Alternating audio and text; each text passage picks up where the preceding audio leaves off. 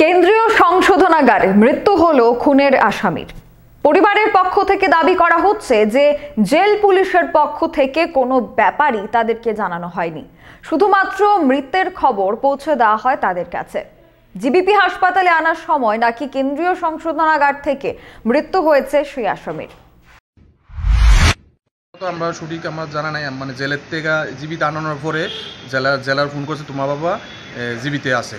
তাহলে আমি তারা জিজ্ঞাসি কোন জায়গা আছে, কইছে এমন ইমার্জেন্সি টমাকে আছে। তাহলে আয়া দেখছি বাবা মৃত। কি অবস্থা পাইছেন? মানে শরীরে কোনো আঘাতের চিহ্ন? কোনো আঘাত নাই, কিন্তু পুরো ফ্রেশ শরীর।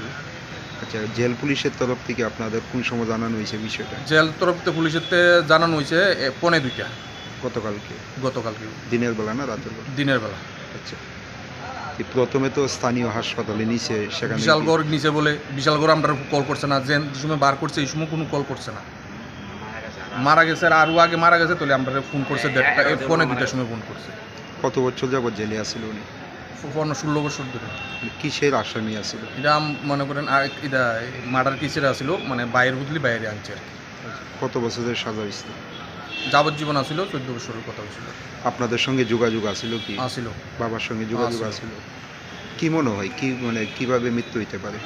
আমরা তো সপ্তাহখানি আগেও বাবা আমার ফোন করছে, কোনো যেন অসুস্থ কিছু কইসুই না, জানি এটা অসুস্থ আর বাবা কইতা লইলে জানে বাবারে আমার তো এমন অসুবিধা, কোনো কিছুই কইছে না। তো হঠাৎ করে কেমনে মারা যায় এটা, আমি তো এটাই এটা যা চাই করতাম চাই আর কি। কি মনে হয় আপনাদের কিভাবে মৃত্যু হইতে পারে? এটা তো যে কোনো মনে করেন খাওয়ানো লোক কিছু খাইছে বা এরকম কিছু হইতে পারে, নাহলে তো আর এরকম আমরা আর কিছু, নাহলে তো যদি এত বছর আসলো বাবা তো কইতে পারল লইলে যে এটা এমন হয়েছে, আমার শরীরটা খারাপ এরকম কইছে, একটু আমার প্রেশার পরীক্ষা এর দূরে আর কিছু, নাইলে তো আর আগের দিনও তো ফোন করছে না, বা এমন কনফার্ম পাইছে আগের দিন তারা শরীর খারাপ হয়েছিল বাবার। এমন একজন কেটা জানি আমার কইছিল আগের দিন শরীর খারাপ হয়েছে, এই দিনও এই সময় এই দিনকেও কনফার্ম করলে তো আমরা কমসে কম জিনিসটা ট্রিটমেন্ট করতে পারলাম। জেল পুলিশের তরফ থেকে আপনাদের কি জানানো হয়েছে? কীভাবে? এইটাই জানানো হয়েছে, কইছে তাই নিয়ে সকালবেলা 10টার সময় ভাত খাইয়া উঠতে সেটা আট তুলেছে, আটার নিতে পড়ে গেছে, পইরা বিশালগড় হসপিটাল নিছে। নেওয়ার পরে কিতাব দেখছে, দেখা কইছে জিবি ড্রাইভার করতে করতেই রাস্তা বলে মারা গেছে। এখন কি জেল পুলিশ আছে জীবিত আছে একজন। বাবার নাম কি? বাবার নাম প্রাণগোপাল রায়। বয়স কত?